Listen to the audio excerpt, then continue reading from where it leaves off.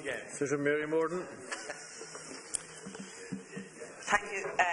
Thank you, Cahir. Look, I would like to welcome the budget announcement yesterday. As has been said, you can't please all of the people all of the time, but I think it was a very well-rounded debate, and particularly in my own areas where I'm spokesperson in education and disability, I do think that we have greatly improved. One of the biggest and the hardest things to me that has occurred when I came into the Seanad was the cut to the respite care grant, and it's something that I've long lobbied for since to have it restored, and I'm delighted that it was fully restored yesterday, back up to the €1,700.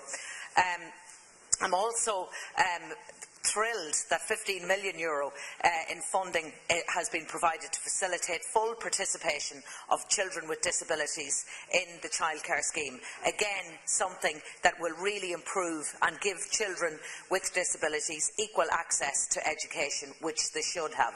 There were huge pluses, I think, with the announcement yesterday on the reduction of pupil-teacher ratios in both primary and post-primary schools, and I know from speaking with schools yesterday evening and again this morning, speaking to several principals in my own area who are delighted with the announcement, and also with confirmation that the minor work scheme is to be paid in the coming weeks, the summer grant, that all of these, they say, it's a step. We all realise that it's going to be a long process, but it's a step. We're there. There are new additional teachers. There are going to be over 2,000 additional teachers, 2,260 additional teachers, including 550 posts to support improved guidance counselling, which is something that we've all been listening to and lobbying for with the Minister for Education. So I welcome that news as well, that 550 posts will go towards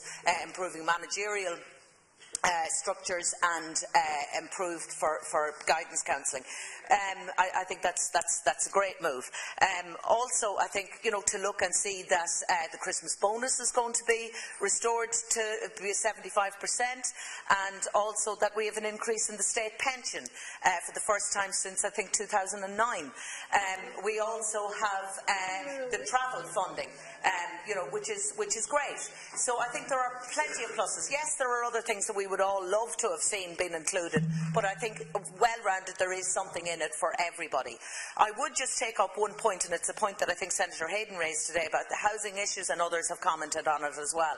And I too would ask that Minister Kelly would come into this House for a debate on housing, and in particular with a case that I've tried to bring up on the commencement debates. It's a thing that I've brought up within my own party, where a family have been struck down recently in the last number of months with a very young child who will unfortunately have to have his leg amputated due to bone cancer, a child of 4 years of age in the coming weeks. His mother is expecting her fourth child, and I have made representations for this, for an immediate look at housing transfer, to a suitably adaptable housing transfer to suit this family in August, and I am still waiting for the initial contact to be made with the family for somebody to go out and assess the situation. So I would ask Minister Kelly to come into this House.